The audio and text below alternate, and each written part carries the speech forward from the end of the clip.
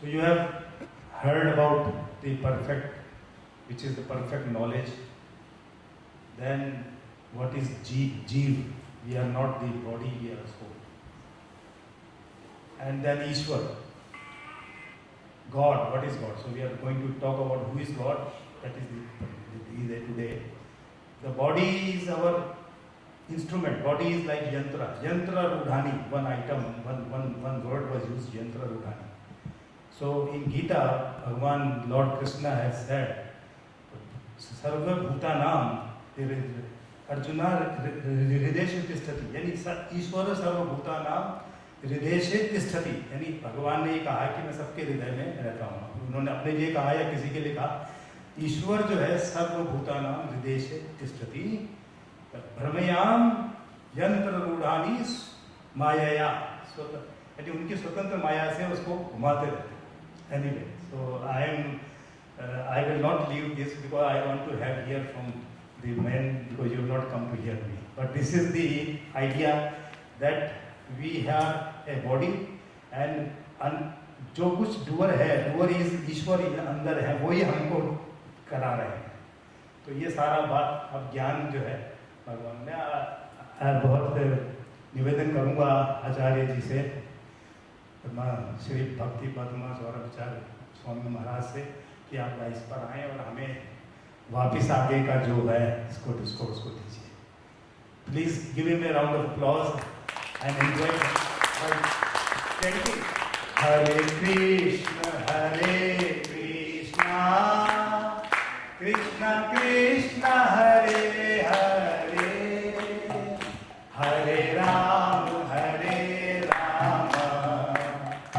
Ram Ram Hare Hare.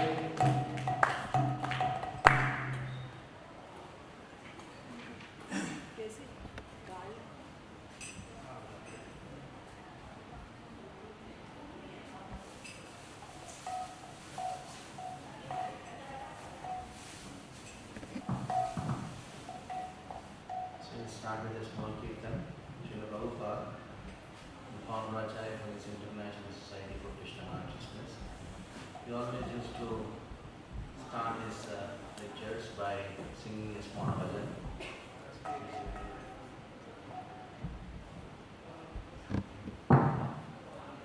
And a very simple and a very famous bhajan. So I request all of you to chant after me. The procedure to sing the bhajan is that I sing a line in a particular tune, and all of you, when I am singing, hear it very carefully. And after my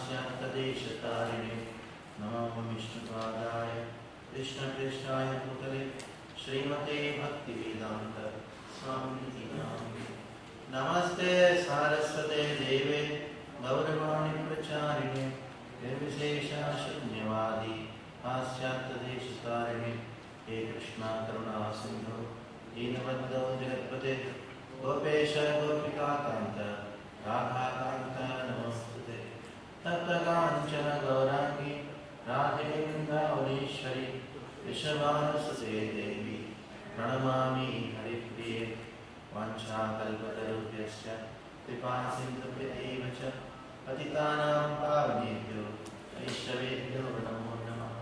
जय श्री कृष्ण चैतन्य प्रभु नित्यानंद श्री अद्वैता गदाधर श्रीवासादि गौर भक्तवृंद।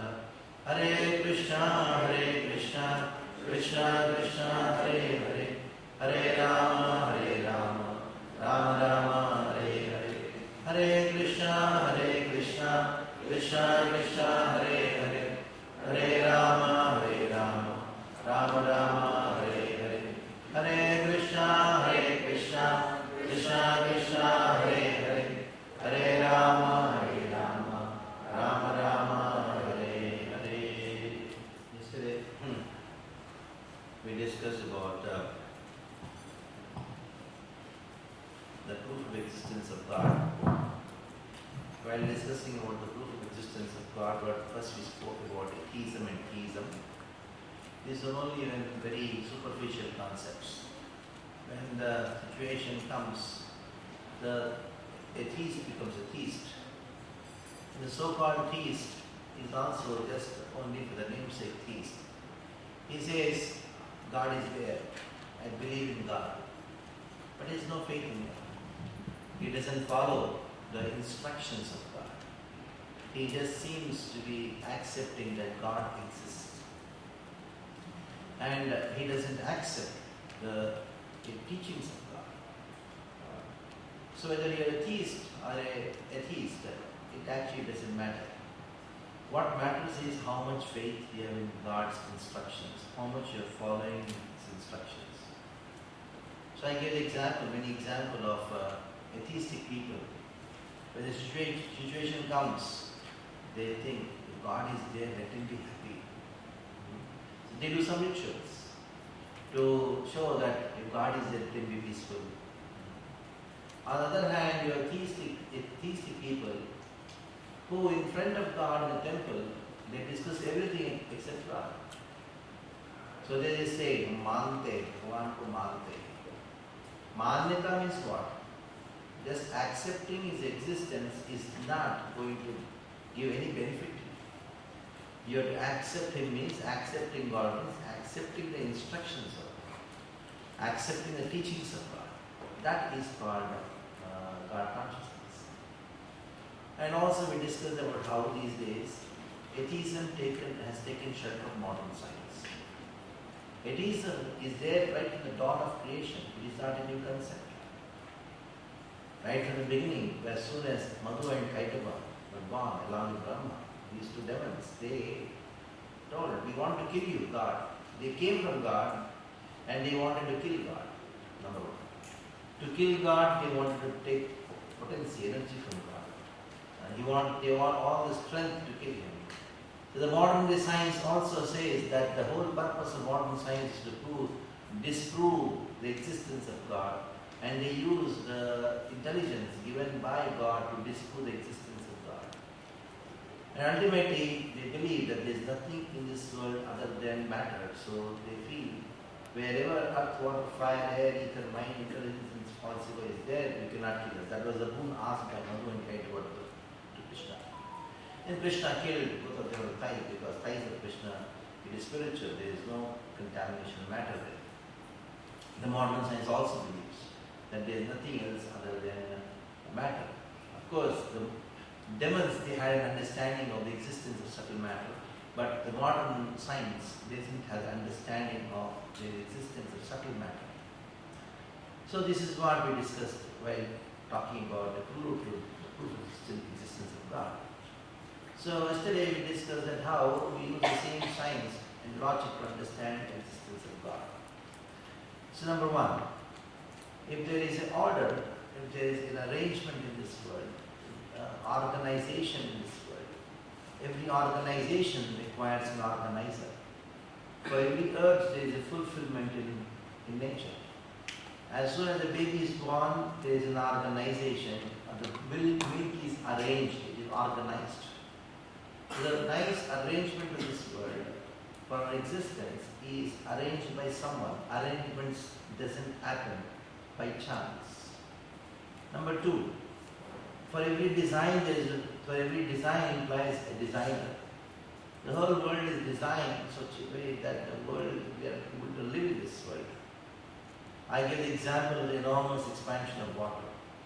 The water has its density maximum at 4 degrees centigrade. So below the 4 degrees centigrade, the water is lighter than 2 degrees centigrade. The water is lighter than the 4 degrees centigrade water. So the water goes down. When it becomes ice, then ice floats on water. The 4 degrees centigrade water goes down, and 2 degrees centigrade water is lighter, and that becomes ice when it comes to 0 degrees. So the ice becomes a very nice covering for the entire ocean. Below the ice, the water is as it is, and ice is also a bad conductor of heat.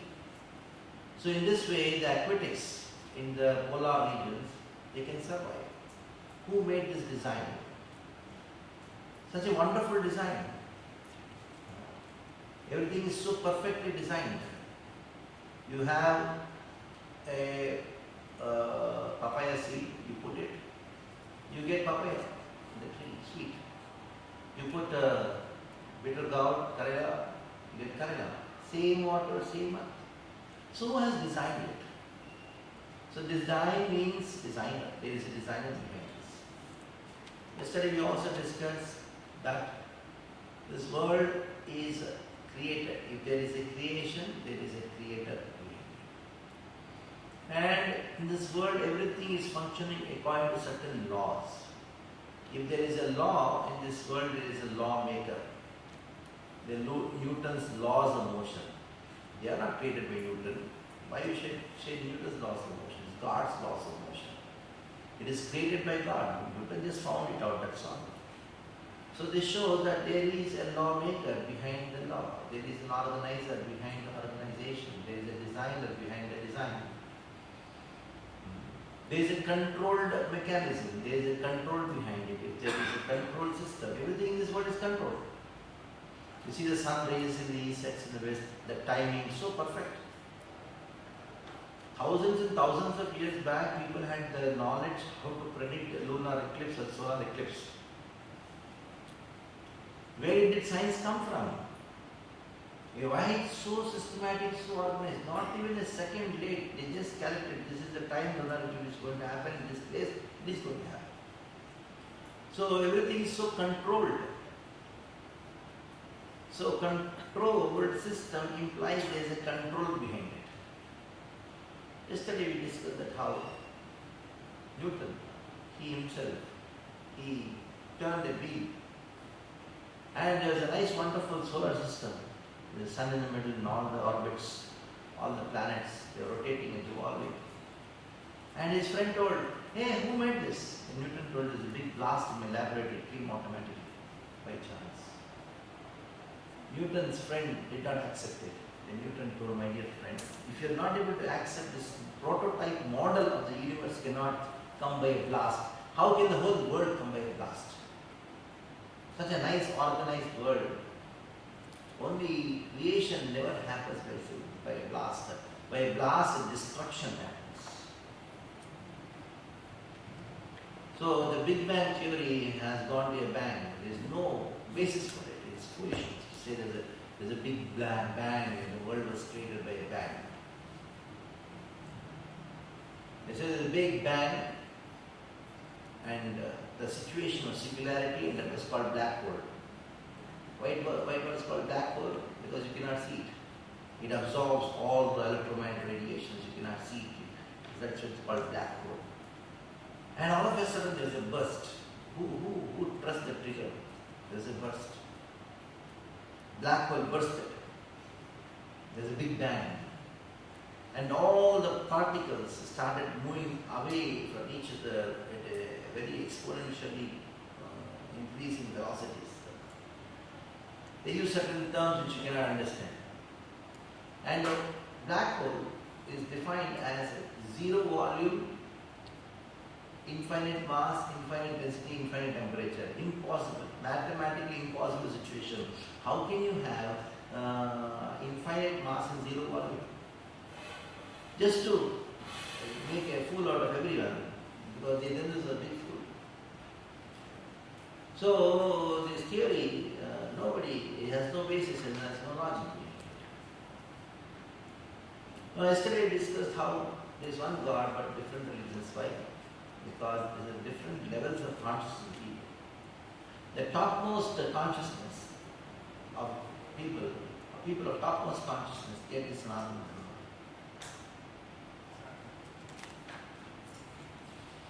Dharma. Sanatana Dharma has the complete science of God. Everything is there. Other religions, they are like small pocket dictionaries, meant for a particular class of people in a particular time, particular circumstances. So,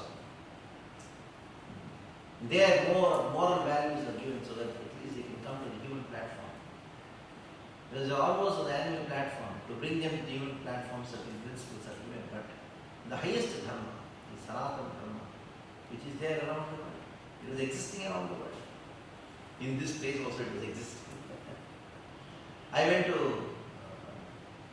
South America once.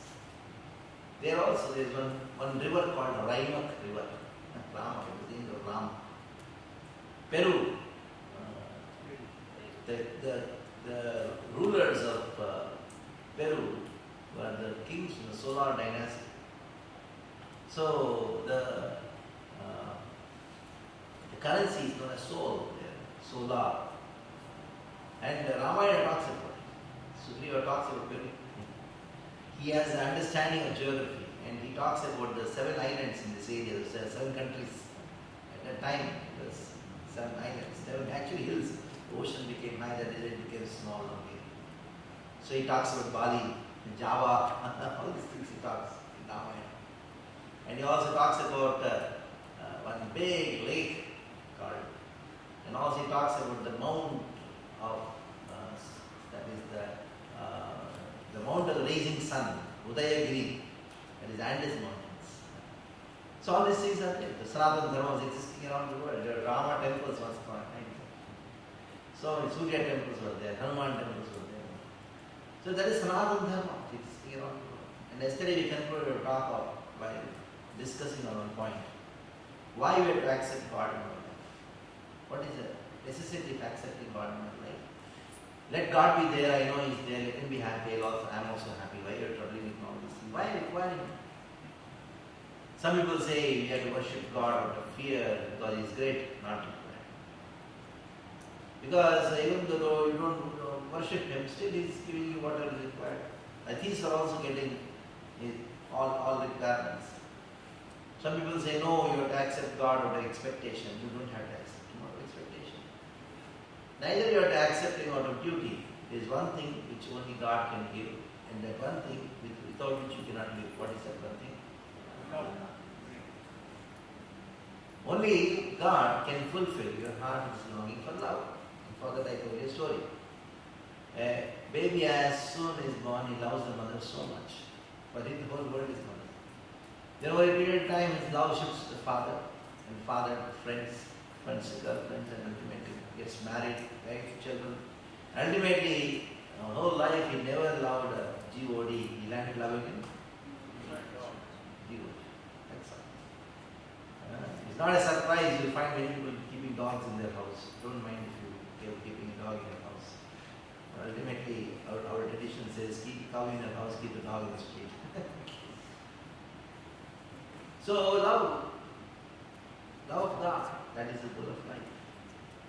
And that is the only thing which can satisfy our soul, which is longing for love. And that is called Sanatana Dharma. Dharma means that quality which cannot be separated from the object, that is called Dharma. Like water, Dharma of water is fluidity. You cannot separate fluidity from water. The Dharma of fire and heat is heat and light. You cannot remove heat and light from fire. The same way, the dharma of the soul is to love. And that is why we just cannot stop loving. But we change the object of love. Why? Because though our dharma is to love, our Sanatana dharma is to love God. Sanatana means eternal. So the only person who we can love eternally, the only person who loves us eternally is God. Now you should know who is that God.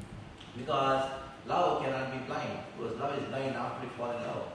But before you fall in love, you should be very careful, because whom you are falling in love with, you should know who that person is. Like first, people love each other without knowing, because they say love is blind. And after they get married, then they come to know. Oh, I came to know who you are, then they get divorced. So the Vedic system is perfect. The parents try to know who that boy is, and then only they do that. And then love is there. After knowing, love should be there. It's not after loving you, then you love. You know. After knowing what, if you come to know that he's a useless person, then what is the use? Gone. So you land up in disgust. So first you know. So first you should know who is God. Then automatically love develops. The more you know, the more love comes, the more you know. In this way, the whole development happens. That's how it increases. So let us try to know today who is God. That's the subject matter today. Who is God? Now we know by definition, G-O-D means generator, operator, destroyer. Very nice. Somehow somebody coined this word G-O-D, and somebody gave a nice explanation to it. Generator, operator, and destroyer. Whenever somebody asks Srila Prabhupada, the founder Acharya for this International Society for Krishna Consciousness, who is God? Srila Prabhupada used to quote a mantra from the Taittiriya Upanishad. Yato va imani bhutani jayante yena jatani jivanti yat pariyanta visham vishanti tad brahma tad jigyasasvat. So this mantra, it says, Yato va imani bhutani jayante. God is one whom, from where everything comes from. Yat imani bhutani, all the living entities and everything in this world, whatever you see, it jayante, they are born. They are generated by Him. Jayante. Yena jatani jivanti, after being born from God, by whom all these things are maintained by Him. Yena jatani jivanti. Yet praliyanta visham vishanti. When everything is destroyed, everything enters back to Him. So He is the creator, He is the operator, the maintainer and destroyer. Creator, creation, maintenance and destruction happens by Him. So this is the definition of God. That means He is the cause of all causes. God is the cause of all causes. So there is one saying that everything happens by chance. No, nothing happens by chance. If somebody says everything happens by chance, you slap him. And then you ask him, hey, why you slap me? By chance. So just now you told me everything happens by chance. No, you slapped me. By chance happened. No, you can forget. Why you take it so seriously? No. Ito imani bhutani jayante. Everything is a cause behind it. Like, where did you come from? From your father. Where did your father come from? His father. In this way, you go on asking, there is a father for everyone. There is a cause for everyone. From where everything comes from. This phenomena of cause and effect cannot go ad infinitum. Means some people will say there is no ultimate cause. Everything has a cause, but there is no ultimate cause. No, there is an ultimate cause for everything. Without an ultimate cause, nothing, actually, the cause and effect cannot happen in a systematic way. You put a mango seed, mango tree comes, and mango fruits come. You don't get bitter melon from mango seed. That means it is controlled. So if there is a cause and effect, the mango seed is the cause of mango fruit, mango tree, then the effect mango fruit is caused by mango seed. So that means what? The effect and the cause are controlled, they are regulated. So is regulated by whom? Regulated by some cause which it doesn't have a previous cause. So God has been described as the cause of all causes. There is one theory which says that no, there is no ultimate cause. There is one person who got a Nobel Prize for writing one book. Talks about where did life comes from.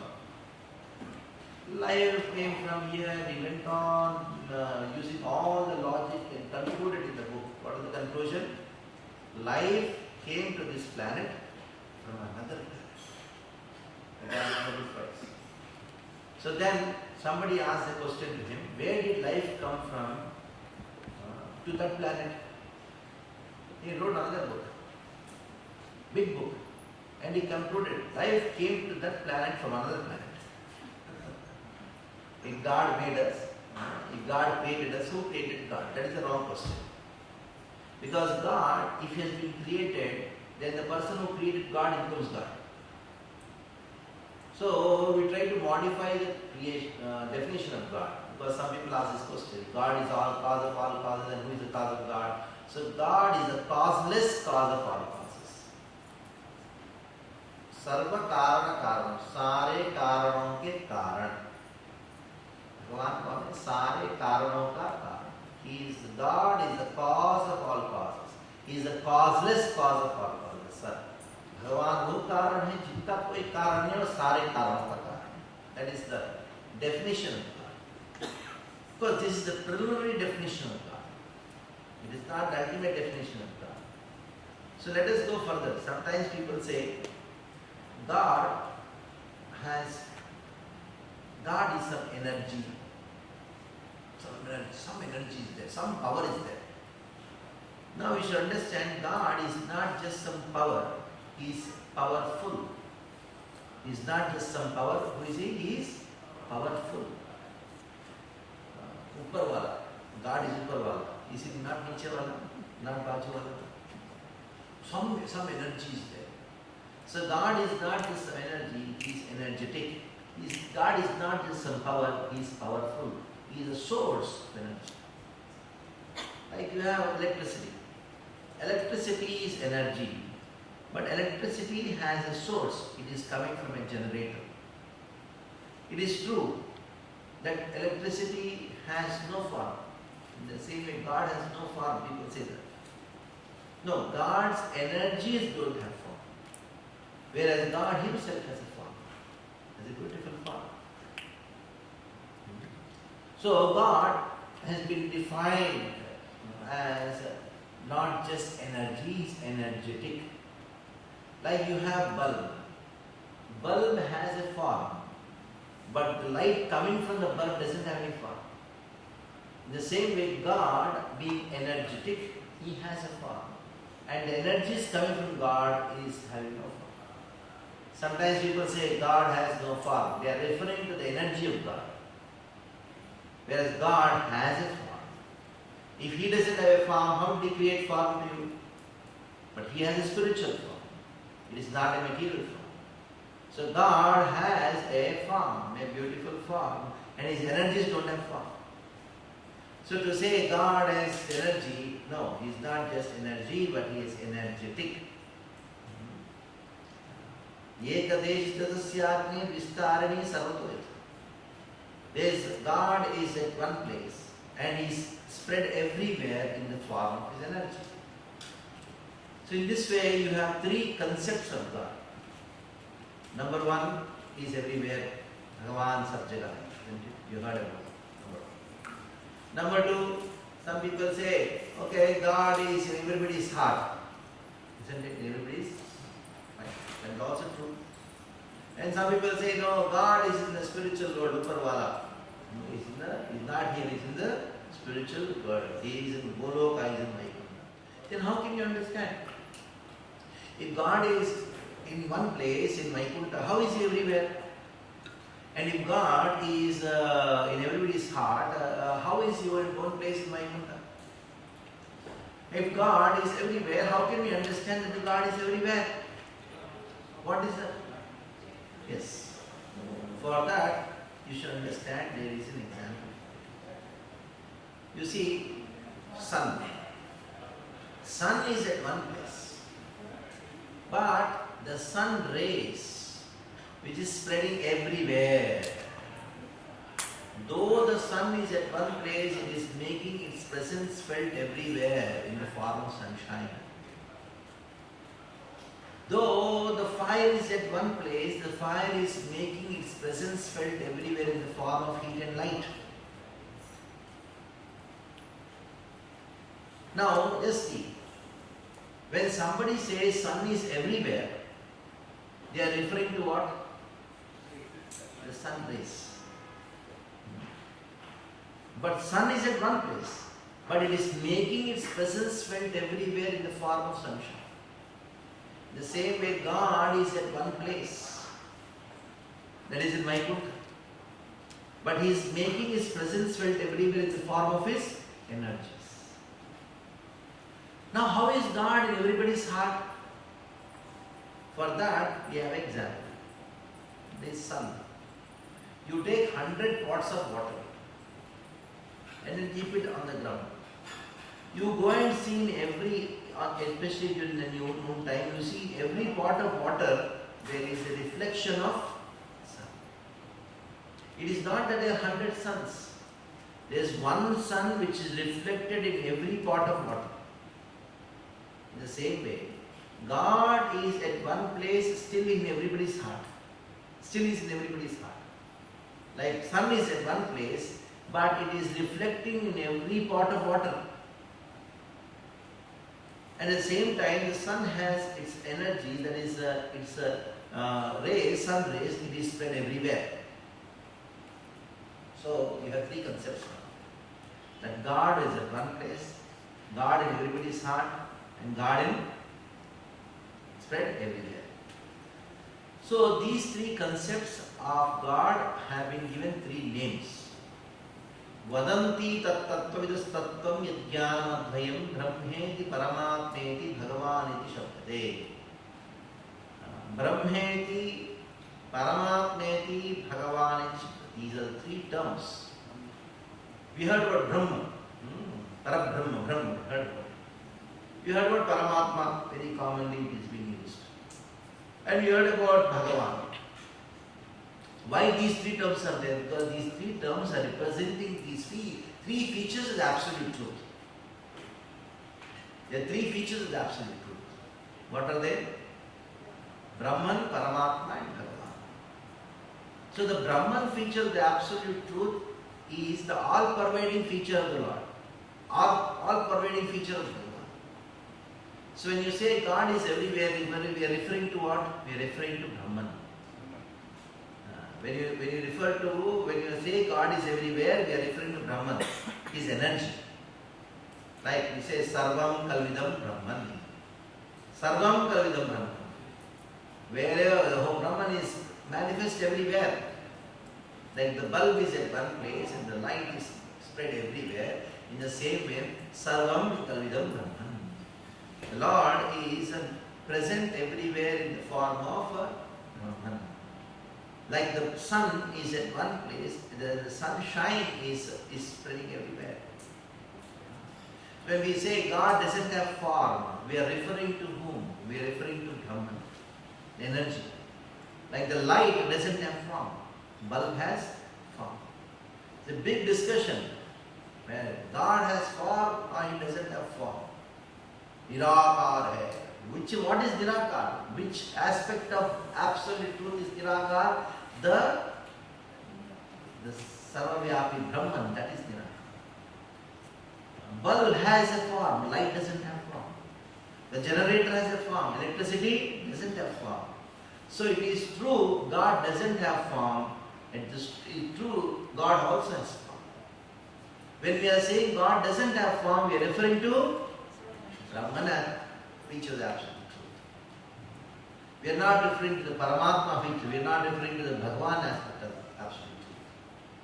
So when we say God is in everybody's heart, we are talking about Paramatma.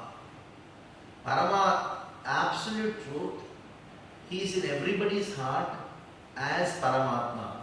Absolute truth is spread everywhere in the form of Brahman. And absolute truth is in the spiritual world as Bhagavan. So you have three features: Brahman, Paramatma, Bhagavan. Never forget. So just by having a very clear understanding of these three terms, Brahman, Paramatma, Bhagavan, we are very clear about when somebody says God is everywhere, it refers to Brahman. When somebody says God doesn't have form, it refers to Brahman. When people say God is micro, it refers to Bhagavan. When people say God is in everybody's heart, it refers to Bhagavan. Simple. And it can be compared to sun. Bhagavan is compared to sun. Sun as a form. The reflection of sun is in the pot of water is what? Which feature? Paramatma who is in everybody's heart. And sunshine is spread everywhere. It is compared to. So when you see God, absolute truth from far, you can only realize Him as Brahman. Like in the earlier days, we had steam engines. Trains had steam driven engines. So if you first time somebody saw the train from far, he doesn't know what a train is. Very far. Then what is his understanding of the train? Train means must be smoke. Isn't it? Because that is what he sees. But when the train comes near, oh, train. It's a snake. It's like a snake, big snake. Some form is there, but he doesn't know the details. But the train comes on the platform, then he understands, oh, there's an engine, there's a guard compartment, there's another compartment, there's a vestibule, inside the compartment, there are different kinds of compartments there, first AC, second AC, third AC. So it clarifies so many misconceptions which people have. And not only that, it clarifies so many misconceptions we have. Because we hear God everywhere, God everybody's heart, God is there, we are totally confused. But the whole confusion is cleared when you have perfect understanding of Brahman, Paramatma, Bhagavan. Compare the sun, sun's reflection in every pot of water, and sunshine. Simple. So now, though you have Brahman, Paramatma, and Bhagavan, which feature of the absolute truth is more important? Brahman, Paramatma, or Bhagavan? No. Why? Sunshine, Brahman is compared to sunshine. Sunshine is dependent on what?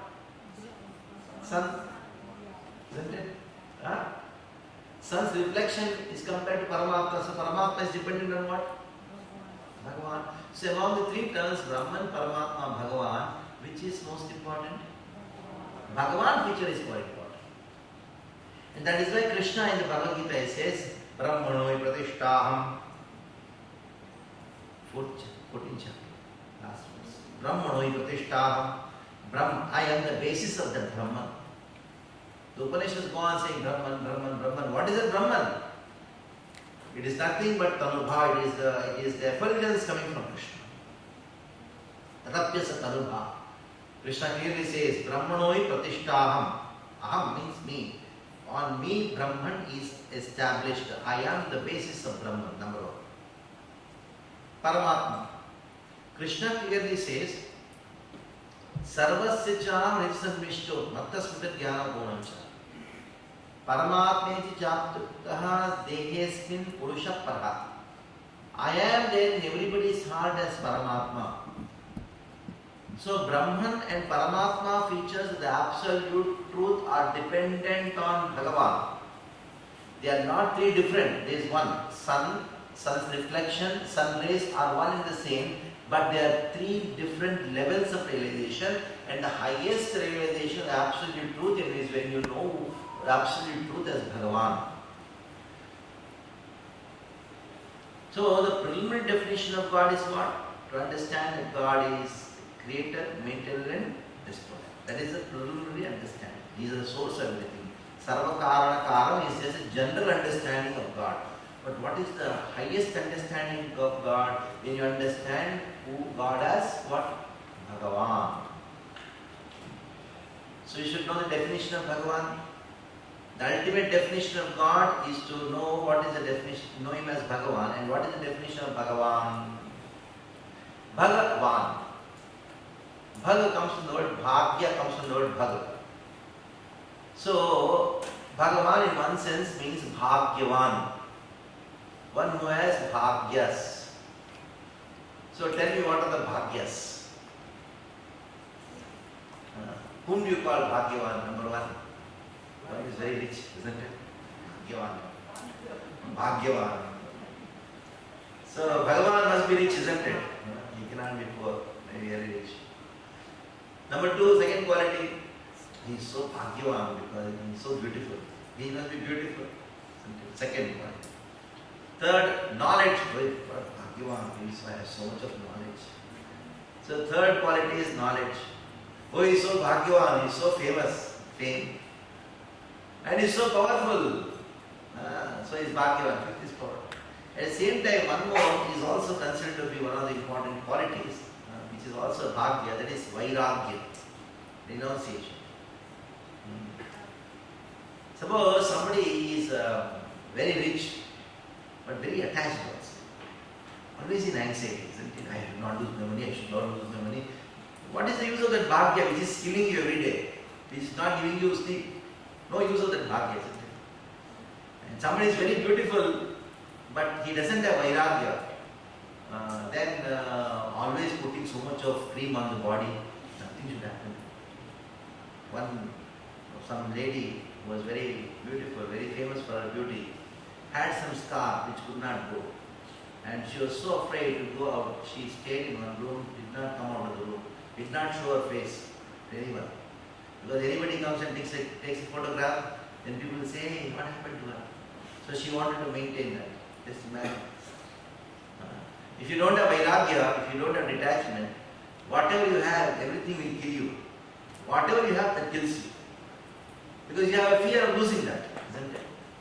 So these are the 6 opulences, 6 qualities which makes a person Bhagyavan or Bhagavan.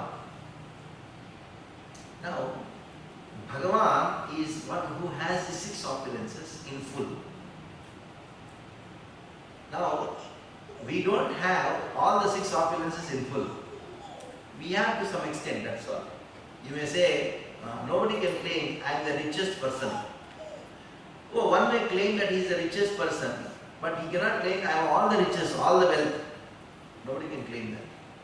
Even if he claims that I have all the wealth, all the riches, but he cannot claim that I have all the beauty also. Somebody may be very rich, but may not be very knowledgeable.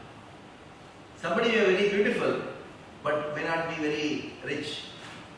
Somebody may be very knowledgeable, but may not be very rich. But Bhagavan is one who has all the 6 qualities in full. Natat samastyapyadikascha drishyate. Nobody is equal to him, nobody is above him. Natasya karyam karanam cha vidyate natat samastyapyadikascha drishyate. Nobody is equal to him in these 6 qualities and nobody is above him. That is why God is called Asamordhva. Asamaha. Nobody is equal to him. Nobody is. So that's how we define God as. We also want to show that we also want to have these bhagyas. But unfortunately we cannot have everything. Like one person, there was one very famous author, very scholarly person.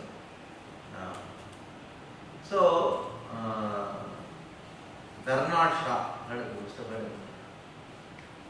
so at that time, there was one very beautiful lady. They both of them met. He was very old and ugly, and she was very beautiful. But this person is very knowledgeable. So this lady came and told, I want to marry. He told, oh, I'm only old and I'm ugly. Why do you want to be married to me? Then she told, I'm so beautiful. You are so intelligent. and we get married. We have a son who is as intelligent as you and as beautiful as I am. And you told her, wonderful, it's the best, but I'm only afraid the opposite happens. So we want everything, all the best, but it doesn't happen. Somebody may be very rich, may not have the knowledge, but somebody may be very knowledgeable, may not be very beautiful.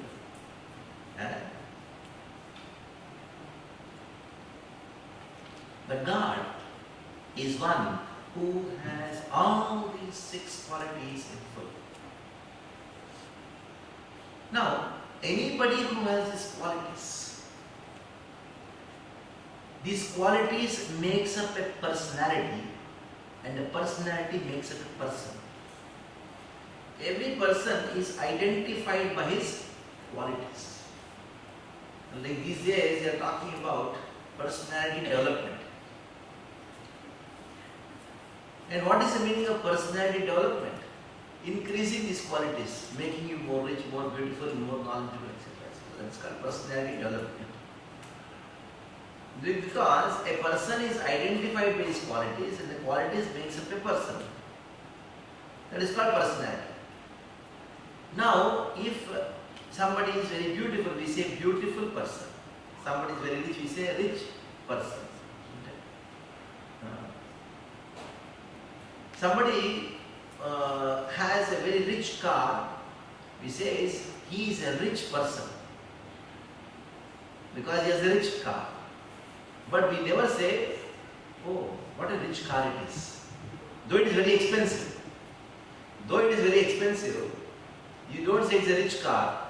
Though we sometimes we address as a rich car, we are addressing a person who is having the car. Because of his richness, he's got a very expensive car. So these qualities makes up a personality, and the personality makes up a person.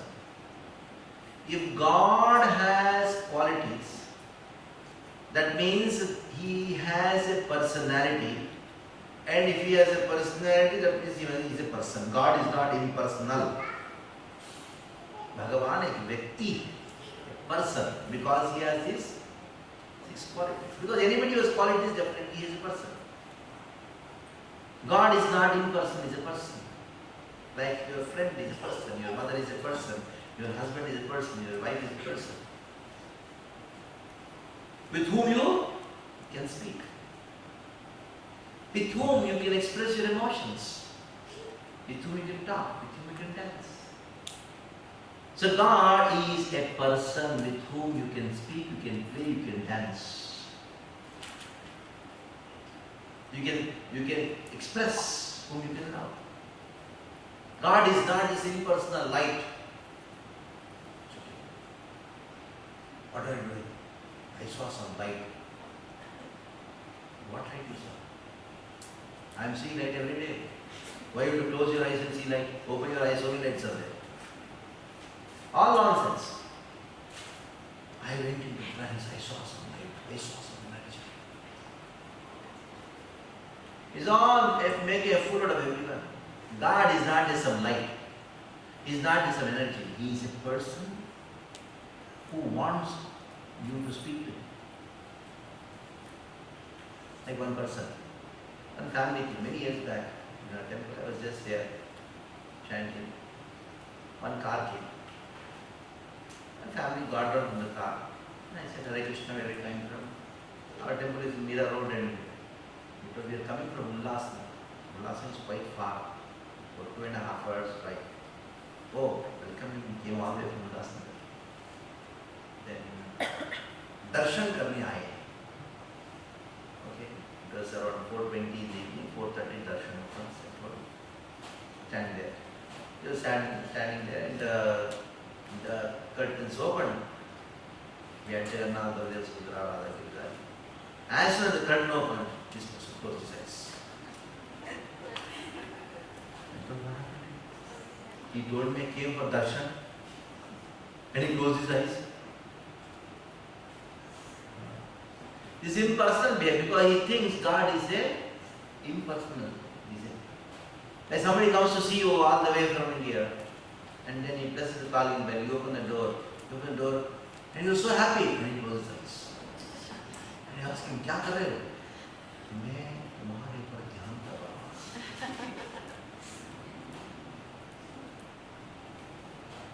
It's all impersonal. God is a person with whom you can do anything. You can fight with him. You can quarrel with him. You can express. Because he's a person. Like whatever you do, however, the way you can relate to others as a person, God is a person waiting for you. As much as you have desire that somebody should talk to me, God has a desire that I should talk to you. Sometimes you have desire to play, yes, you can play. God is a complete emotional being. He's complete his emotions. He's absolute emotions. All the emotions, whatever we experience in our life, God experiences that. That is why He is there. The emotions are a manifest in us. But the only difference is when the emotions are manifest in Him, it's absolute. When the emotions are manifest in Him, it's all vikruti. It is all perverted. That is the only difference. Sometimes we become angry. Why we become angry? Because the original emotion of anger is there in God. Why God becomes angry? God should not become angry. Why? When you can become angry, He cannot become angry about. Every single emotion, whatever we experience in our life, is originally present in God. So He is the original person. I'll give you a small example. When we were small kids, Mysore, my grandfather was working in railways. And railway quarters are quite big. Each house is very big, lot of space around. And every house had many mango trees, a minimum 3 mango trees. And so many mangoes used to just fall down and rot. Everybody's all mangoes are rotting. So many mangoes. How much you can eat? But we few kids used to go to some house and there was a big office and a big, very big compound. 8 to 10 mango trees were there. And used to throw stones. And then, when the mangoes fall, we used to steal the mangoes and eat. Sometimes when you throw the stone would go and hit the window glass and it break. The old ladies should come in and start shouting at us. And out of great fear, what are mangoes you get? And then run and then hide and then start eating. Chori ka aam aur swadish. In spite of all houses having so much of mangoes, still going to somebody's house, stealing and eating and getting some pleasure. Where did this emotion come from?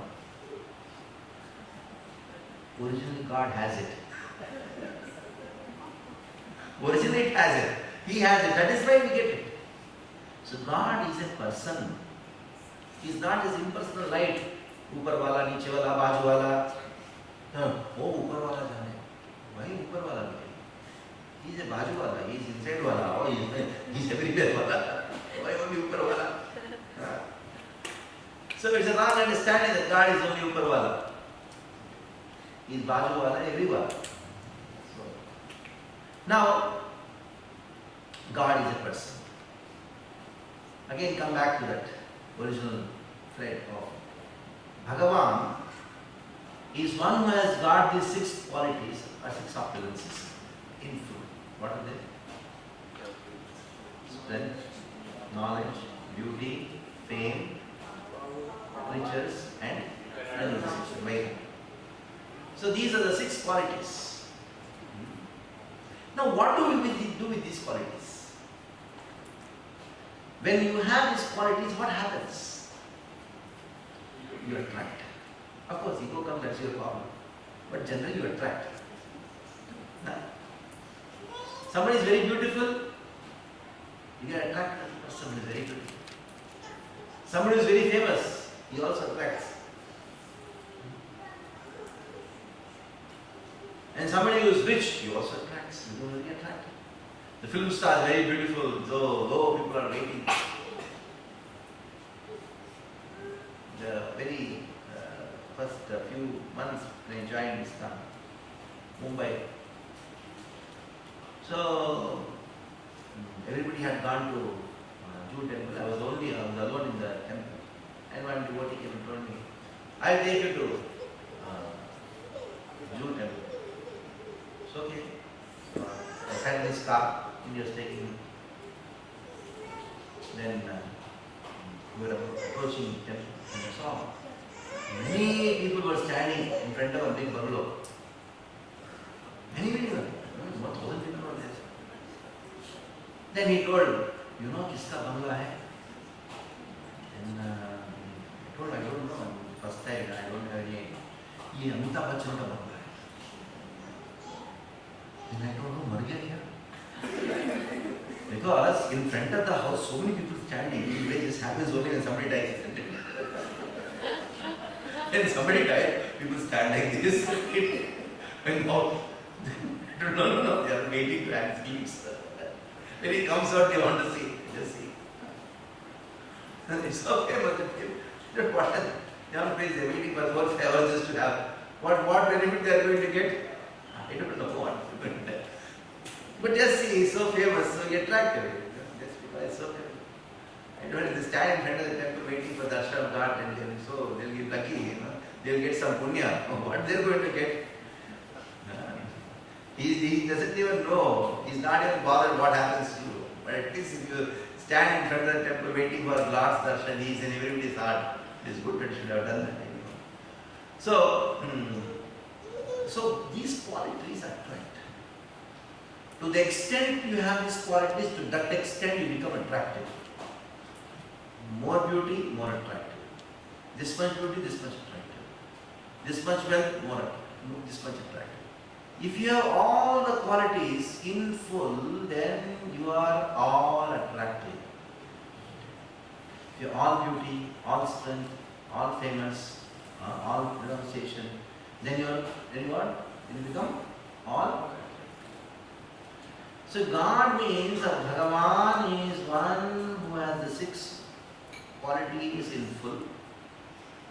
That means the qualities attract to the extent you have. If Bhagavan has all qualities, then he should be all attractive. That means Bhagavan means all attractive. If Bhagavan is all attractive, tell me that one word in Sanskrit which means all attractive.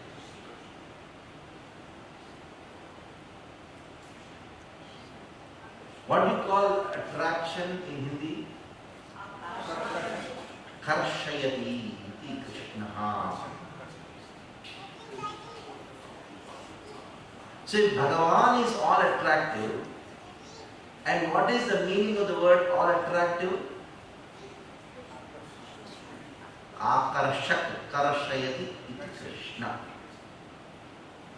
All attractive means Krishna. If Bhagavan is all attractive, and all attractive means Krishna, then who is Bhagavan? Krishnastu Bhagavan Swayam. This is what Bhagavatam says. This is a verse from Bhagavatam. Ete chamsakarat pumsan Krishnastu Bhagavan Swayam indriya rakulam lokam vrudanti yuge yuge.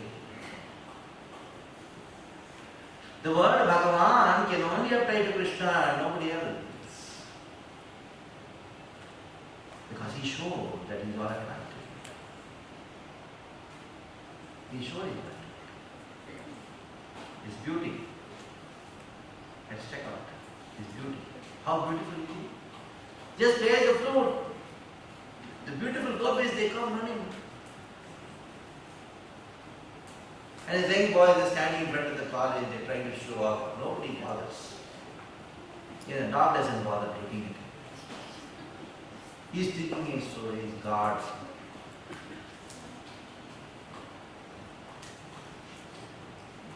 Strength, just 7 years, lifted over them. 7 days and 7 nights.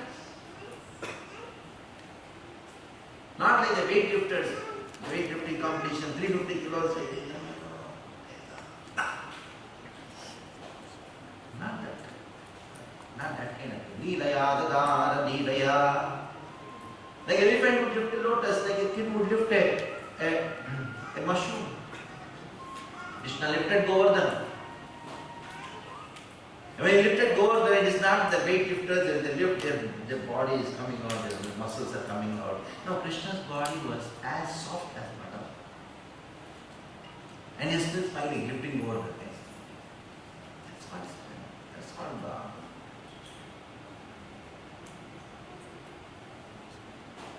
Fame. To become famous, what people do, what not people do. Politicians, they pay money and get lot of truckloads of people from different villages to show that I am so famous. What do people do just to become famous?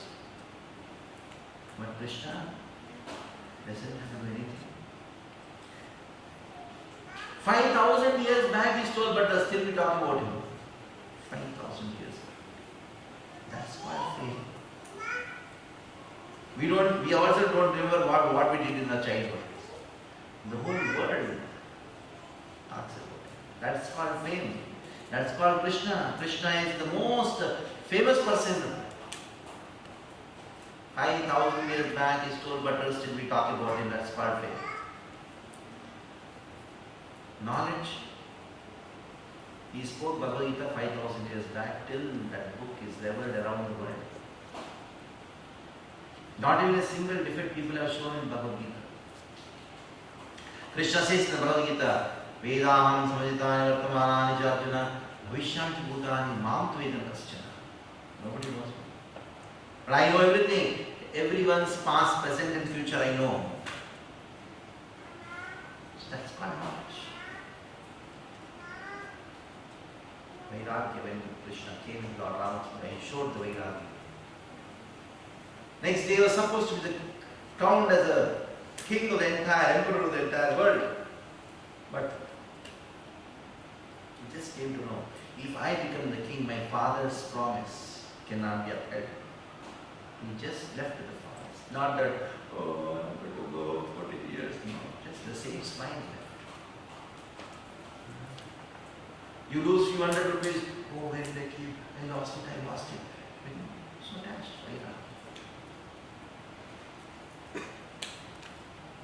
strength, knowledge, beauty, riches.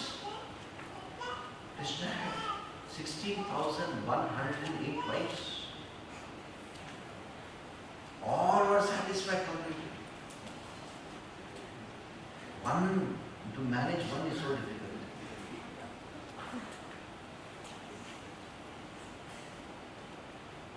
And they were wearing 9 saris a day. All were jari saris. Silk. Jari border. Kanchpur. Once they wear one sari, they would not wear the same sari again. Just imagine. That was opulence of Krishna. So Krishna proved that he is Bhagavan. He doesn't have to prove, but he showed the entire world. Yes, it is. I am Bhagavan. Krishnastu Bhagavan Swayam. All the scriptures, they talk about Krishna being God. Bhagavad Gita, in every place where Krishna says, what is it said? Sri Bhagavan Vacha. Krishna spoke the Bhagavad Gita. And there it is said Bhagavan Vacha. That means who is the Bhagavan? Krishnastu Bhagavan Swayam. All the scriptures, they are just man Krishna. Unfortunate. The speakers, or the preachers of the scripture, they just confuse people, just saying, oh, Kishu bhi mano, Bhagavan.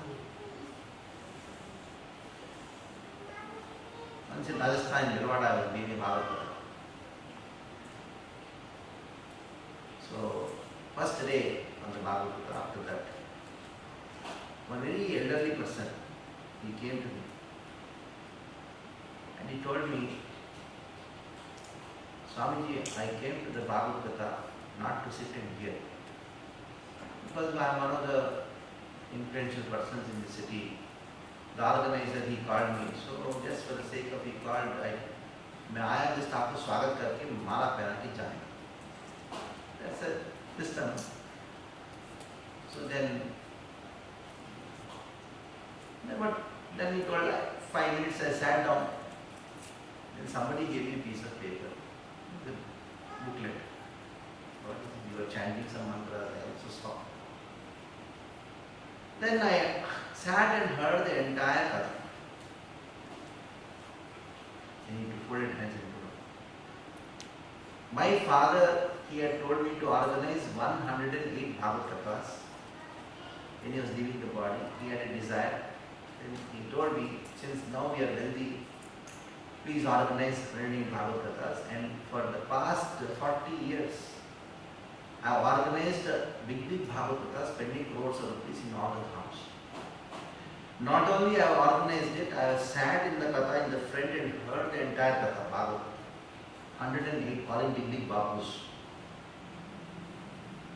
Then he told me, आज मुझे भाग्य मिला भागवत का एक श्लोक पढ़ने, because I gave a handout to them, they were reading the shlokas. Then he told, Swami ji, मैं आपको धन्यवाद देता हूँ. I thank you very much. I am very grateful to you. Today I came to know Krishna is God.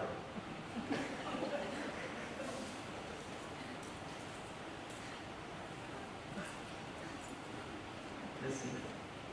Today I came to know that Krishna is God. After organizing 108 Bhagavad Kathas, hearing the Bhagavatam, where it is mentioned Krishna is the Bhagavan same, Krishna is the Bhagavan same.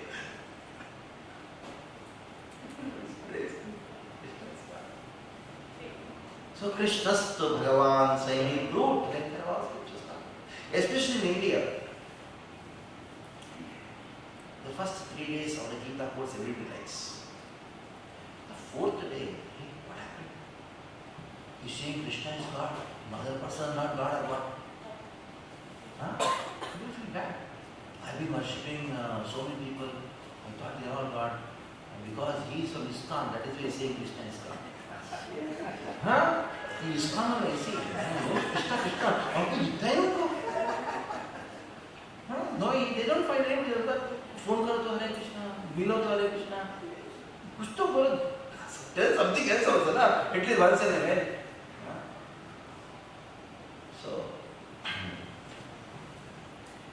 So people feel bad about it, but there's nothing to feel bad about it. Let us know.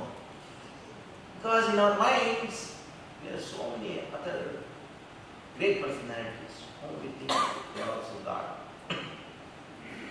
Let us try to know who they are and their connection with Krishna. We'll try to know who they are. Before we try to know who they are, I'll ask you one question. There are 2 questions. How many Bhagavans are there? How many demigods or Devi Devatas are there? 33 crores. Both are okay. If you say crore is also okay, or you say 33 koti category, it's also okay. Oh, no problem. Now, if both are the same category, why say one Bhagavan and 33 crore Devatas? You are just told 33 crore one, isn't it? The very fact that you have distinguished between them, the Devatas and Bhagavan, the very fact that you distinguish, that shows the difference. Let us see what is the difference. We will not talk about all the 33 crore, we don't have time for that. We will take majority of major 5. Talk about 5 Devatas, 5 Devatas, 5 Devi Devatas. And first we had to worship whom? Ganesha, isn't it? Let us talk about Ganesha first. Who is Ganesha? Who is Ganesha? Who is Vinayaka? We are going to base our talk about the Devatas based on one book called Brahma Samhita, spoken by Brahma himself. And he talks about each and every Devata, demigod, in a very concise way. Yat pada pallavayon vidhayam bha dande pranam samaye saganadi raja nan vihantamanavasya jatrayasya govindamadi purusham tamaham bhajami. So now, Ganesha. Who is this Ganesha? Ganesha he is keeping his his head at the feet of Krishna, getting all the powers to remove all the weakness in the path of people's material progress. That's called Ganesha. Now, interestingly, you should know that Ganesha has got the form of elephant head. We know the story that once Parvati was waiting for her husband to come, it was late, and to take care of the house, the gatekeeper, she took some chandan from her body and made a beautiful form of a boy and then gave prana to that boy. At that time, he did not have elephant head.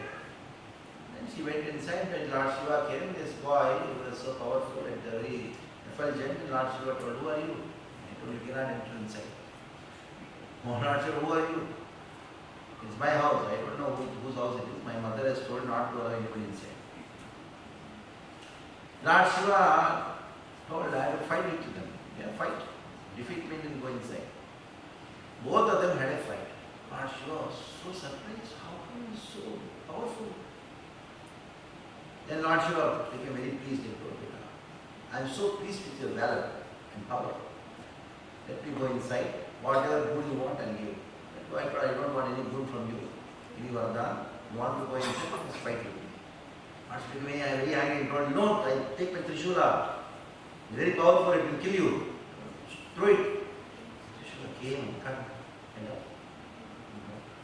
By the time Parvati came, told, "Oh, you killed your own son," she started crying. Then Lord Shiva sent his dutas. Lord Shiva has got his Shiva Ganas sent in the northern direction. And there they found whom? People think so, it's not different. They found a person belonging to a Vinayaka yoni who was about to leave the body. There is a special yoni among the 4 lakh yonis called Vinayaka yoni. So at that time, he was about to leave the body, pranas were still, they cut the body, get the head. Vinayaka yonis, they have a human body and elephant head. It's not elephant head. So that head was put, and that is why it is known as Vinayaka. So now, this Ganesha is a very intelligent person, and once it so happened, Vyasa wanted to write Mahabharata. That is why Ganesha got elephant head. Elephants like him, that's all. Then Devatas told, "You want to write Mahabharata, so you go on dictating. We have a very intelligent person with all good qualities. He will be your stenographer. He is going to write it down, put it in written format." So Ganesha came. And Ganesha told Vyasa, "You go on dictating and go on writing, but I have one condition.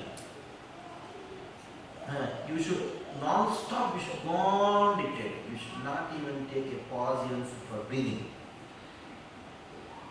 And Vyasa told, "I will go on dictating and you go on writing. But I also have a condition. You can only write when you have understood what I have spoken."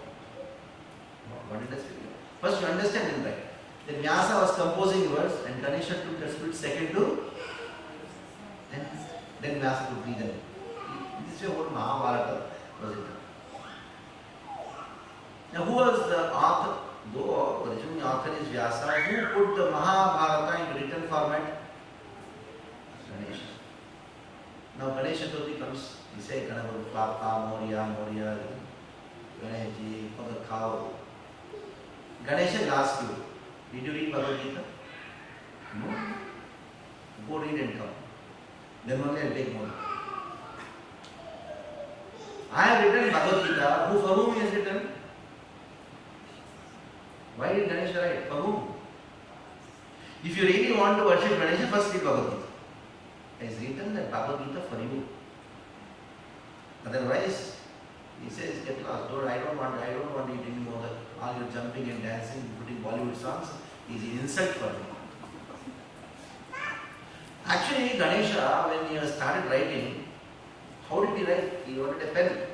But he was so eager to write about Krishna, he was such a great devotee of Krishna, that he broke his tongue and he started writing.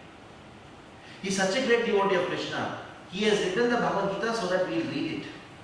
Suppose, for example, you write a nice, wonderful poetry on your friend who has a birthday celebration going on. So you write a nice, wonderful poetry. You go to the party and you say, I have written nice poetry. He takes the poetry. Chalo khate, badly khate. How you feel?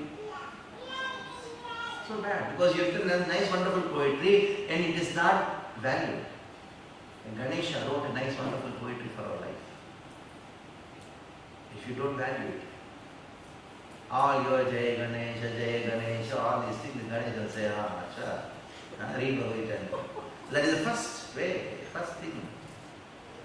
The best way to worship Ganesha is read Bhagavad Gita.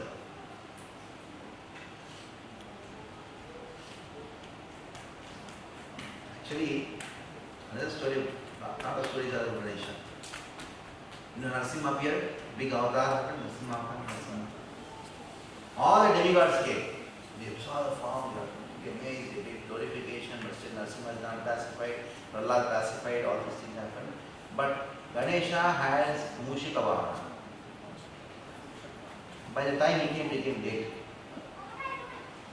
All the scene is over, Narasimha appeared and all, Hiranyakashipu died, everything.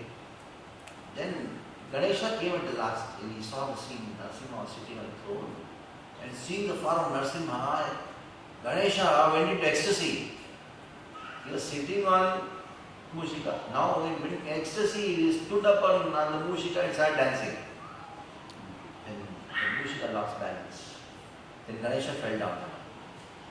Seeing Narasimha, seeing this Ganesha, Narasimha laughed.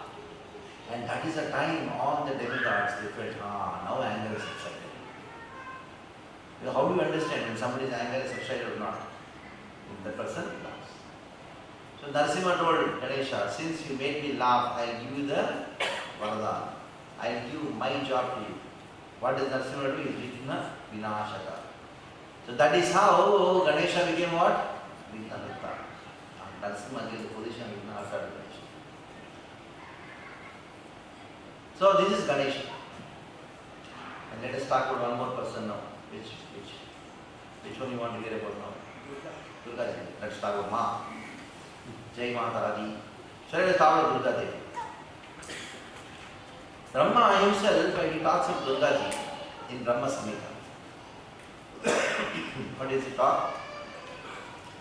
He describes Durga as Srishti Sthiti Pralaya Sadhana Shakti Eka Chaye Vayasya Bhuvanani Vibhakti Durga Charo Yasya Tesa Govindamani Purusham Tamam. Now we have many forms of Durga, many names of Durga, many forms, many temples are there. On top of the Himalayas, she is sitting. What is the name of Durga Devi in the Himalayas? Vaishnavi Devi. What is the meaning of Vaishnavi? Vaishnavi का अर्थ क्या है? विष्णु के भक्त. So is Durga, a devotee of Vishnu. She is a devotee of Vishnu. That is why she is called Vaishnavi. And Vaishnavas are vegetarians. And just imagine you cut a goat in front of Durga and say, oh Durga, Kali Mata, this thing I have offered.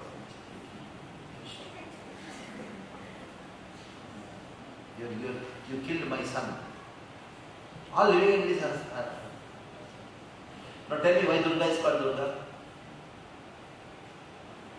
Durga comes from the word Durgamayati Durga. This material word is called Durga. The meaning of the word Durga means Durgamayati, means the place from which it is very difficult to run away from. That is called Durga. Fort, once the doors are closed, it is very difficult to run away from. That's called Durga. Jail is also called Durga because once you are there inside, you cannot run away. So Durga, she is the in charge of this material world, which is called Durga. That is why she is called Durga. Like a jail superintendent takes care of all the inmates in the jail. Durga also takes care of all of us like a mother. And we all know, mother has two swarupas. She feeds nicely, loves us, pampers us, embraces us, and then when you are happy, go to her, she says, don't worry, all this. Other swarupa is what? Beat like anything. So Durga, that is why she has Trishula. When does she use Trishula? To poke us. Loves us, gives food, everything she does, at the same time pokes us. Why? Because you don't listen to your father, then mother will be upset.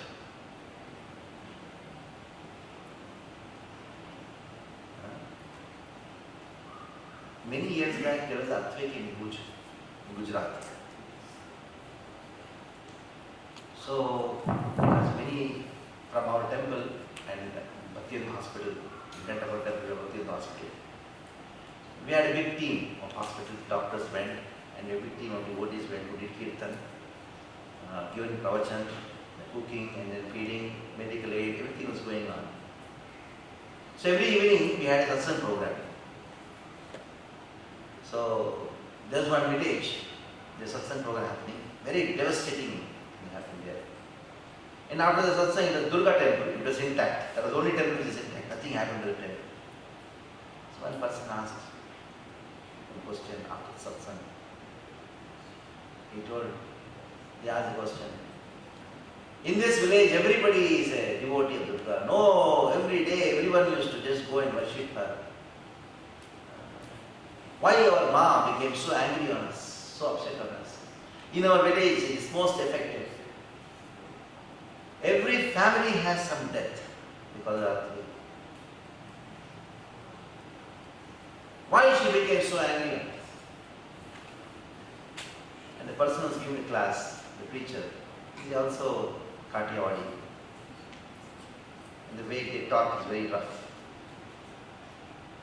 They gave a nice answer. He told, पिताजी का बात नहीं मानोगे, माँ चाटा नहीं मारेगी.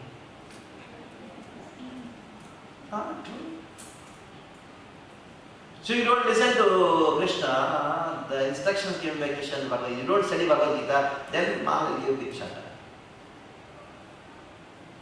That's called son, that's called war. So Durga is called Durga for that. Srishti sthiti pralaya sadhana shakti eka chayeva yasya bhuvanani vivartiti. She conducts, she is the shadow potency of Krishna, and she conducts her activities according to the Icha of Krishna. That is why she is called Vaishnavi Devi. So Durga, Ganesha is over, Durga is over. Durga is a big devotee of Krishna. No? Oh, Lord Shiva, let us start with Lord Shiva. Lord Shiva has been described in Brahma Samhita in this way. Kshiram Yata Nadivika Visesha Yoga Jayate Nidhutagasti Heto Amsham Bhutam Prada Samvedikariya Govindaman Purusham Tamaham Bhajan. Who is Lord Shiva? Most of you heard about Vishnu Sahasranam, isn't it? This is a CD, a cassette that goes on tape. In the prelude of Vishnu Sahasranam, Parvati comes and asks Lord Shiva, how do you chant every day? It's so long. Why don't you teach me also? But still, I cannot learn because it is too long. 1,000 names of Vishnu and all this is too long. Give me some upaya. Athakkena upayena laguna. Laguna means something that helps loving. Then Lord Shiva tells Parvati, what does he say? Shri Rama Rama Rameti Rame Rame Manorame Sahasra Nama Tattulyam Rama Nama Varanane. Lord Shiva is telling Parvati, his own wife, chant the name of Rama. You have seen the photograph of Lord Shiva. What is there in his hand? What is there in his hand? Dambu is there on top there, and here he has a Japmala. You have seen? If he has a Japmala, what is he chanting? Ram Nam. Lord Shiva is the greatest Vaishnava. Bhagavatam says, Vaishnavanam yatha Shambhu. Among all the Vaishnavas, Lord Shiva is the greatest. Among all the rivers, Ganga is the greatest. In the same way, all the Puranas, Bhagavatam is the greatest. The Vaishnavanam yatha Shambhu. Among all the Vaishnavas, the topmost is Shambhu. Lord Shiva got the name Shiva, Shiva, both. When he got the name Lord Shiva got the name Shiva, when he accepted Ganga on his head. What is Ganga? Vishnu Pavodaka. It is coming from the feet of Vishnu. And that is what he is holding on his head. And that is how when he became Shiva.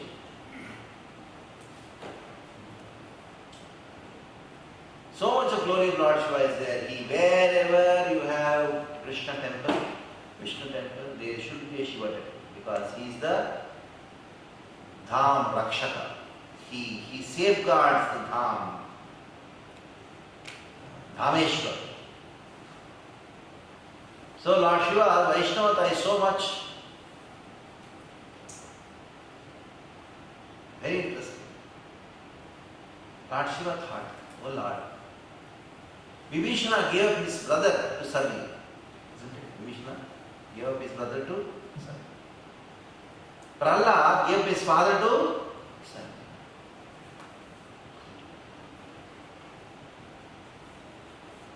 And many people have given up so many things to serve you. People have given up their kingdom. People have given up their father, mother. Some people have given up their own brother to serve you. But what should I give up to serve you? Lord Shiva was thinking in that. I will give up something which nobody can give up. You can give up so many things. You can give up your house, you can give up your property, you can give up so many things. You can give up your clothes. Can you give up your face? Form? Then Lord Shiva told, I will give up my form to serve you. Lord Shiva became a monkey. That is Hanuman, to serve. That is the Vairagya of Lord Shiva. That is the greatness of Lord Shiva. And he is always chanting, and he is Dana Pravinaya, the expert in music. Sometimes people say, if Krishna, Lord Ram is God, and Shiva is his devotee, why did Lord Ram worship Shiva in Rameshwar? Why? Yes, it is true. As much as a devotee wants to serve Krishna, Krishna also wants to serve his devotee. Just because Krishna serves his devotee, the devotee doesn't become God. Like for example, Sudama went to Dwaraka. Krishna, did he not worship Sudama? Just because Krishna worshipped Sudama, does that mean the Sudama became God? No. That is the nature of God, that he wants to worship his devotee.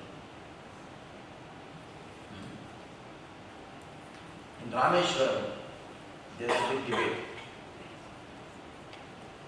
And in the debate, the Brahmanas told, Rameshwaram means Ram ka Ishwar, the controller. Ishwar means controller. Controller of Ram. Lord Shiva is the controller of Ram. All the Brahmanas decided. And all Devatas came. Oh, no. Ram is also Ishwara. Ishwara, Shiva is also Ishwara. Both are God. Rama, Ishwara, Bandha. Samasa. Then Lord Shiva came out of the linga and told, why don't you ask me who I am? Why are you debating? Why are you speculating? You should ask me who I am. I'll tell you. Rameshwaram means that person for whom Ram is Ishvara. Rameshwar का अर्थ क्या है? वो व्यक्ति जिनका ईश्वर राम है। राम जिनका ईश्वर है वो Rameshwar. Another meaning is what? According to the Brahmanas, Ram का ईश्वर Rameshwar. What is the meaning which Lord Shiva gave? Ram जिनका ईश्वर। That person for whom Lord is, Ram is Ishwar. Lord Shiva personally knows this. The Bhagavatam, so many places where there is no place where Lord Shiva has not glorified Krishna and Rama. Lord Shiva is almost Krishna, but he is in touch, direct touch with material nature. That is why he is like curd. Milk transforms into curd, but curd cannot transform back to milk. That is the position of Lord Shiva. He is a great devotee. Ganesha or Durga or Lord Shiva, one more. Talk about sun, Surya. You talk about Surya. Yachakshure savita sagatranam raja samasa surmurti rasesha teja yasyagniya bhon samudra kala chakro govindamani purusham tamam mujami.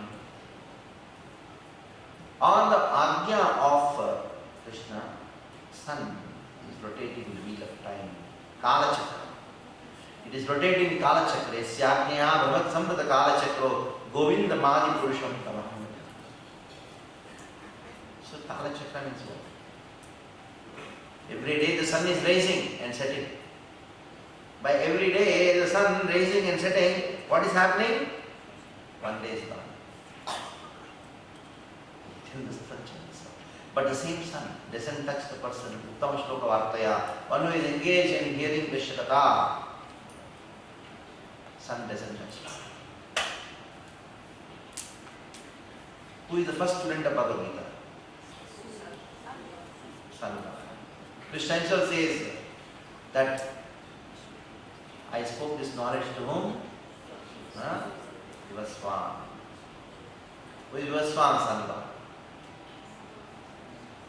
Vivaswan Ome Praha Maruchvakave Bhaveta Evam Parampara Praptam Nama Evam Rajarashyo. We do it this way. So Sun God is the student of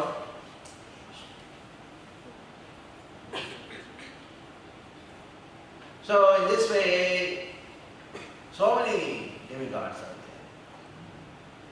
We can talk about something. Brahma himself. Like in Thailand, everywhere you see Brahma. Four-headed Brahma. Okay. Every building has Brahma. I don't know who else is there. Along with Brahma, somebody else is also there. I don't know who that person is. And the word Burma is also Brahma actually. So Brahma is Brahma, four-headed Brahma. He himself says, Govindamadi Purusham Tamvata. Govindamadi Purusham Tamvata.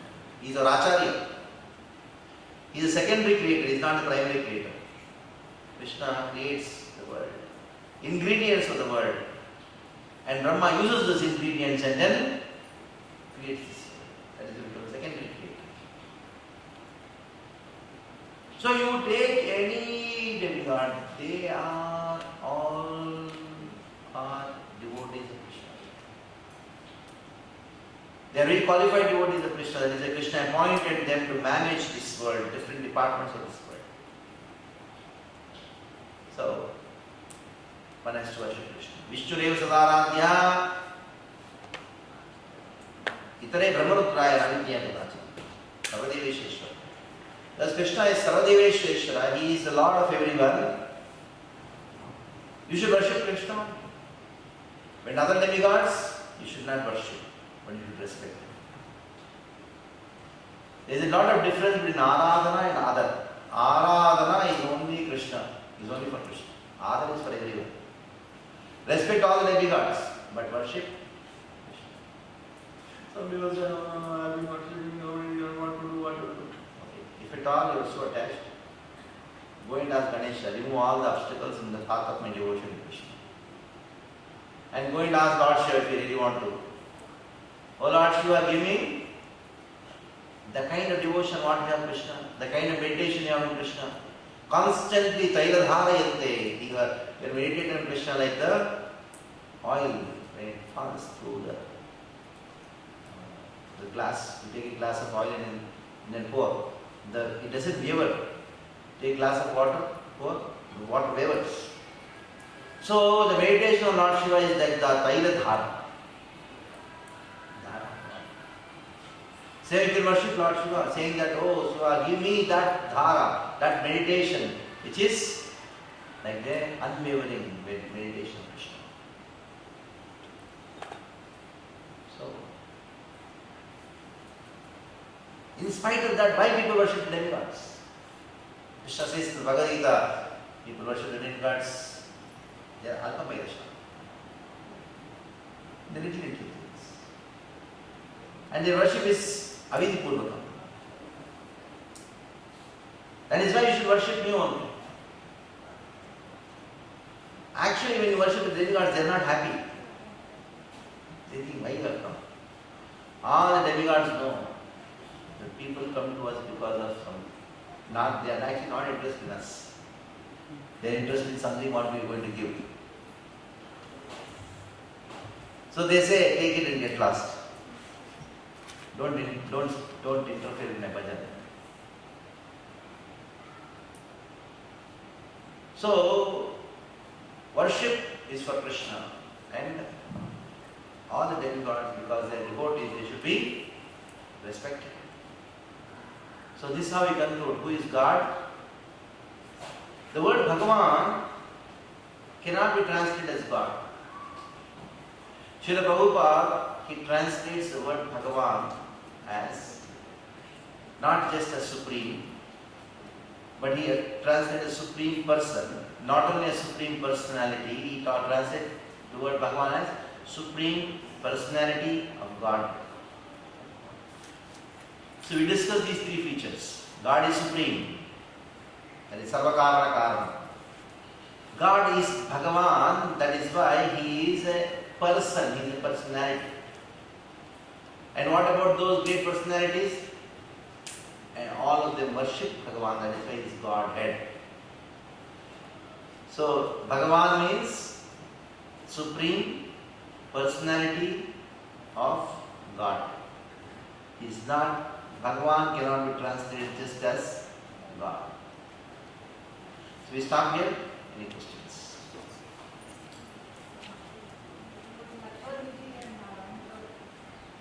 Oh, Lakshmi Narayana, Radha Krishna. Lakshmi is the internal potency of Narayana. Spiritual. Durga is the shadow of Lakshmi. So you have two Lakshmis. One Lakshmi who is with Narayana. Another Lakshmi who is sitting on owl. And that Lakshmi is Chanchala. She is one of the forms of Durga. She is the Chaya of the original Lakshmi. So we don't worship a Chanchala Lakshmi. Usually, Lakshmi Ganesh Puja. What has what? Both of them got with each other. This is nowhere mentioned in literature, stock worship. Keep Lakshmi and Ganesha together and worship. There is no concept. It's a concept brought by a businessman. I want to get rid of all the obstacles. So we should worship Ganesha. I want a lot of money. Lakshmi. Why worship separately? Put together and worship.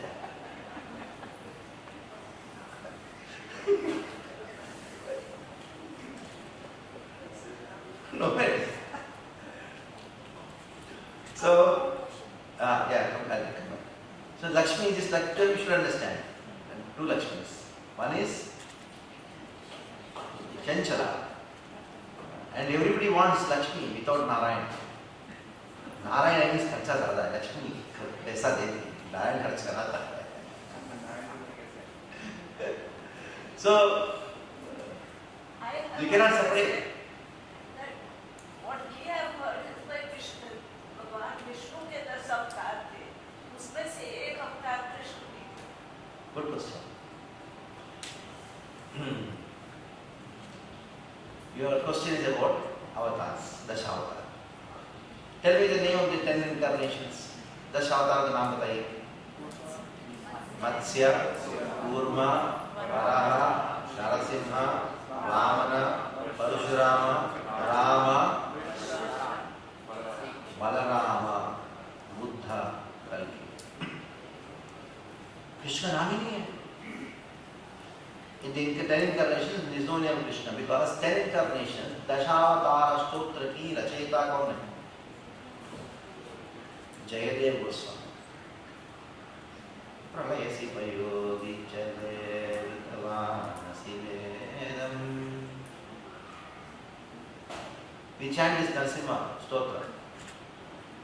Tava kada kamalavaре nakamadbhuta shundam dalita hiranyakashipu tanurlingam Keshava Virita Narahari Rupa Jaya Jagadisha Hare Keshava Virita Vinaswarupa Jaya Jagadisha Hare Keshava Virita Buddha Sharira. We went to Buddha temple today. The golden temple, golden tomb. I went there. Keshavadrata, Buddha Sharira, Jaya Jagadish Hare, Keshavadrata, Kalkisurupa, Jaya Jagadish Hare, Keshavadrata, Dashavida Rupa, Jaya Jagadish Hare. Who is Keshava? And he took the form of it. So, this is a wrong understanding. You have a Vishnu who comes as Ram and goes back, who comes as Krishna and goes back. All the incarnations are eternal, but origin is Krishna. That is what Brahma says. Deepa chireva hirshantanam abhipetya Deepa yate virate hetu samana dharma Yastat yageva vishtitaya vipati Govindamadi purusham bhagavan. During the Diwali time, we keep all the diyas light. And then take one diya, light it, and then light all the diyas and keep the diya there. And all are same. So Vishnu, Narasimha, Vamana, all are same. Like all diyas are same. But still there is one diya who is light. That is Krishna. Krishnastu Bhagavan Swayam. Ete Shamshakala Pumsan. All the descriptions, all the incarnations mentioned here, they are all none other than they are the Anshas of Krishna or Ansha, the Anshas of Krishna. Yes. My question is why Lord Shiva is referred as Lord when other 10 gods are referred as God? 10 gods. Lord Shiva is also a demigod. But why he is referred as Lord? Why is he? For referring, you can, in the court, the lawyer says, oh Lord. Anybody who is spiritual may call him as Lord. But Supreme Lord, Krishna is Supreme Lord. And Lord Ganesha also you can tell. Addressing, like these days, everybody said, in South India, anybody, Sar. Say Sar. And South India is Sar. In Karnataka, Sahab means rasam.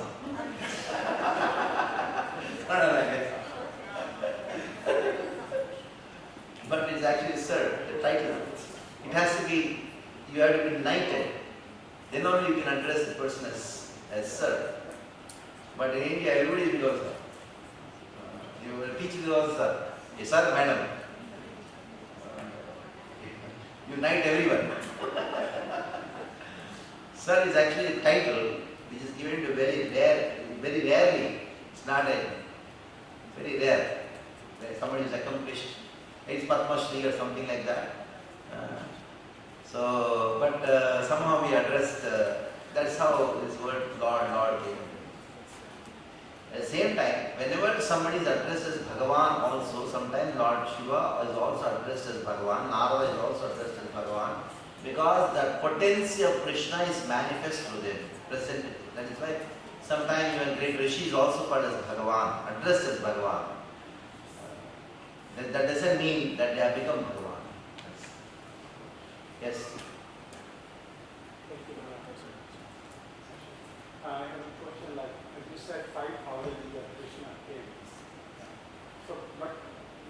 like to know when the start, like before 5,000 years ago or maybe millions of years ago, when this like process start, like, so what is Which process? like the humans or like Okay, that's it. See, there is no beginning point. In the Vedic system, the time is circular. Time is circular. Circular means Satya Treta Dvapar Satya Treta Dvapar Satya Treta Dvapar. There is no beginning. Cycle. You have a circle. Show me what is the beginning. There is no beginning. There is a cycle. In a cycle, there is no beginning. That is correct. Because they are all eternal. Or Krishna is eternal. Or we are also eternal. And this material energy is also eternal. So what was there before creation? Destruction. What was there before destruction? Creation. So it's a cycle. So in the cycle, what is there? There is no beginning, there is no end. Yeah. so in every yuga, Krishna came in every. Yeah, every day of Brahma he comes in full. That is this time. In one day of Brahma, there are 14 Manus. Satya, Treta, Dvapar, Kali. These 4 yugas put together is known as Divya Yuga. Like that, 1,000 cycles make one day of Brahma. In that one day of Brahma, Krishna comes only once. That is exactly in the middle. After 6 Manus, 7th Manu, Vaivasvata Manu, every Manu has got 71 cycles. In the Vaivasvata Manu, the 20th cycle is going on. In the 20th cycle, Dvapara, Krishna comes in full. That is why when you do the Sankalpa mantras, Adya Brahmane, Deva, Adya Chitara, Malke, Vaivasvata Mantare, Atta Vimshati Kali Yuge, Padam, we say this time. So in that, this Atta Vimshati Chaturyuge, 28th cycle of Vaivasvata Manvantara. Okay, any more questions? Yeah. When we do any puja, Yeah. they say we should do Ganesha's puja. Yes. So what is the Because before you do, you remove all the obstacles. Like for example, you want to drive a car, first you make sure the road is clear. Then only you can drive a car. So Ganesha is a person who removes all the obstacles. so he is given the first He is given that, that's why he said remove all the obstacles in a puja so that puja can go next. But he will only accept puja when you are a common puja. Otherwise they get lost for eating and otherwise I cannot remove obstacles. I give more obstacles to you. Okay, start here. Thank you very much. Any questions? You can meet me after the interview. Tomorrow we'll meet at 6:30. Day after tomorrow our session starts sharp at 5 o'clock. Day after tomorrow. Day after tomorrow. Not tomorrow. Day after tomorrow. 5 o'clock. Tomorrow's subject is karma. Prakriti, Kala and karma. And day after tomorrow's subject is practical application of Bhagavad Geeta. So you will take the early off from your office, wherever it is coming 5 o'clock. Very, very wonderful discourse today. Very knowledge, very too much of information, and many doubts have been cleared, and which is very necessary. In Gita, all these demigods puja has been stated by Lord as a अविधि पूर्वक पूजा मेरी ही है. आप जो ये पूजा करते हैं ये भी मेरी ही है. कहीं कहीं ये लिख दिया है कि if you don't worship Lord Ganesha, so then I don't accept puja. Means you have to remember him because he is glorifying his devotee, and that's why that Maharaj says that Lord Ganesha becomes happy unless you read Bhagwat Geeta, because he is putting his all focus on Lord Krishna, and he has written. Vyas ji has narrated this, and then he has narrated. So that means all these are very clear that you may. And then you know that this is Krishna, Keshav Dhrita Narhari Rupa Jai Jagdish Hare. So भगवान कृष्ण ने ही ये सारे अवतार हैं. भगवान कृष्ण ही सब में आते हैं. हम में अंश रूप से, हम उनके अंशी, हम उनके अंदर में, हमारे अंदर में भगवान कृष्ण का ही वास है. चलिए, बहुत अच्छा, बहुत सुंदर. आज तो हमारे को बहुत ही आई डोंट नो कैसे करें. महाराज ने बहुत ही अच्छा ज्ञान दिया है. I am so grateful to you sir. I go down in your lotus feet. From everybody, we are so grateful. You have given us a very, very, very, thank you very much. Probably, as usual, we have the prasadam. आप लोग सब प्रसाद ग्रहण कीजिए और again be inquisitive and if you have चिंतन करें, मनन करें इस सवाल पे. कल कोई क्वेश्चन हो तो फिर महाराज से पूछें. So that will be giving us more thought. You know, it will be clarity. So that is what we want. And so tomorrow it is karma and then the kal. So and remember, day after tomorrow it is only very short session. So 4:30, 4:45 please be here because 5 to 6 Maharaj will give you discourse and that's it. I don't know. I mean, so it is very, you know, like it's very rewarding. And it's really the fourth day. It is today 4th day. Those who have done for last 3 days, and you see the flow, and then you are enjoying. I hope. Really, it's wonderful. I hope. So we again just clap it for Maharaj. It was nice discourse, and we are very enlightened. Thank you very much.